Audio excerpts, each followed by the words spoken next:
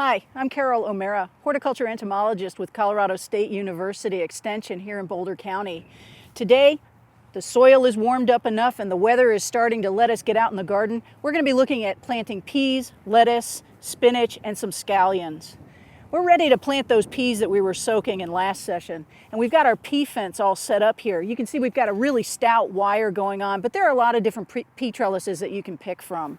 What we really want to do today is take these peas that we were soaking the other day. They're about ready to go. They're fully swelled and starting to break, just break for that radicle to come out, that beginning root. And what we're doing now is we're digging a little bit of a trench. We're going to put the peas in at about 1-inch depth, and we're going to space them about 4 inches away from the fence here. We're going to separate them apart by about 2 inches as we sow them in.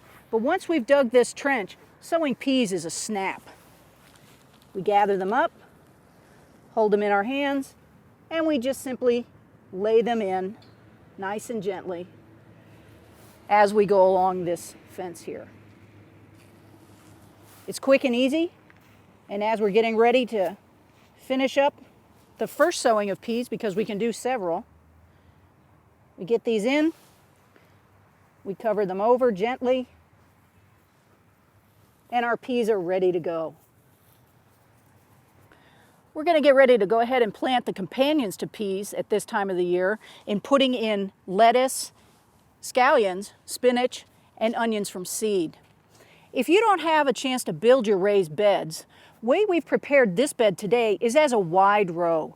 This is approximately 4 feet across. It just doesn't have the sides to hold it in like a raised bed. But you can see here we're going to get the benefit of having a raised bed and being able to plant not in rows, but in block sections to have a lot of closely contained plants and get the most out of our limited backyard space. When we were preparing this bed, we were double digging it. And then, because lettuce and spinach and the onions like a little bit of amendment in their soil, what we have here is we've liberally amended this with organic matter. As you can see here, we do have some soil clumps, some organic material, and it's all smoothly prepared for these very, very tiny seeds. What we want to do is rough up the surface a little bit, and we're not going to plant the whole block unless you have a huge family. The way to get the most out of your kitchen garden is to plant successively.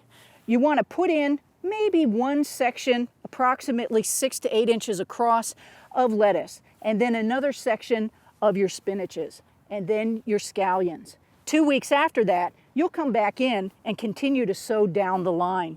In that way, you have enough to harvest for your week, but you don't have so much that it's overwhelming you. What we're going to do is we're going to start out with a couple of lettuces. They do very, very well here in Colorado in early season.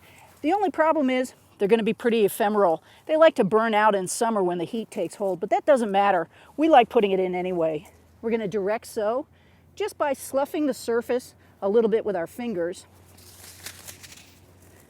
We have our irrigation lines in here, so I'm going to lift those up. And once I've gotten it roughed up, then I just take a little bit of this tiny, tiny seed and pour it onto the ground. Well, sprinkle it onto the ground.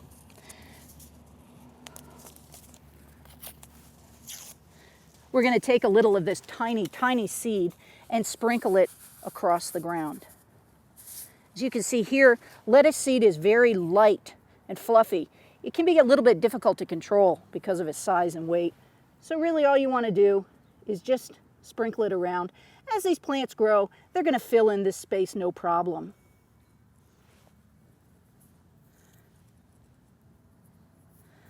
Once we've gotten those in place, we're just going to lightly roughen the soil again to settle them in. They don't have to be planted very deeply.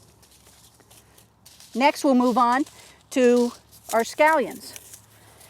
Scallions are a young onion that you pull successively to grow or to put into salads. They too are just sprinkled on a well-prepared seed bed, not very deep. If you have any questions, what you really want to do is check the seed packet. The seed packet will tell you how deep to plant them. In this case, it's going to be 1/4 inch, and how far apart to space them. In a close row system like this, you might want to go ahead and crowd them just a little bit and then thin them as they come up. So we're going to scratch the surface so we can get in approximately 1/4 inch with these seeds.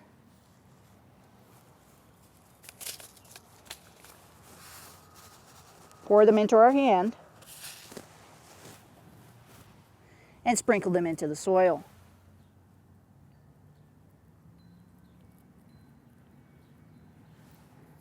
That's all it takes to plant our scallions.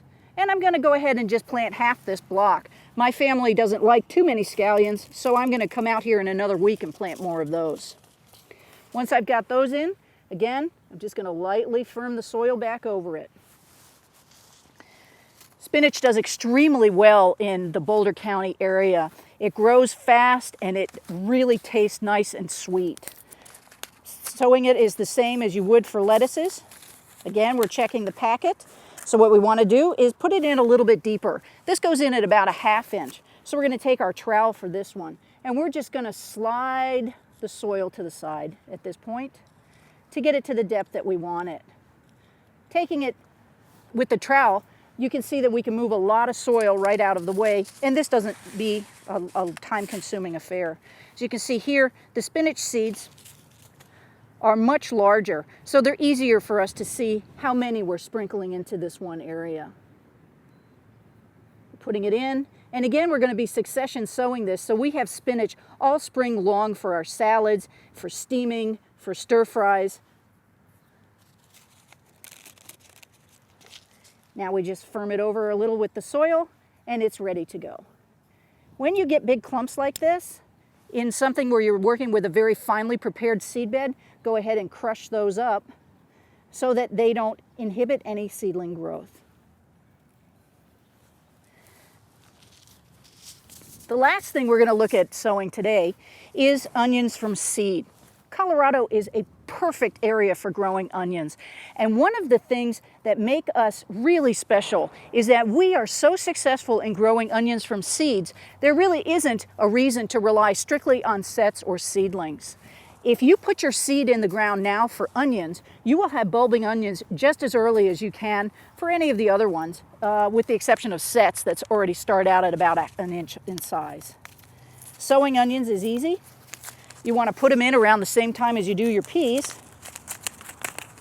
Check the package directions. And this says going ahead to plant them at about 1/2 inch. So it's just like planting the spinach itself. Now with these, they're going to bulb up on us. So if we don't want to be harvesting the young seedlings for grilling because we have a lot of these scallions, we're going to be a little more careful on how much of this seed we put out. As you can see, it's small. It looks a lot like those scallions did. This is a red onion for us.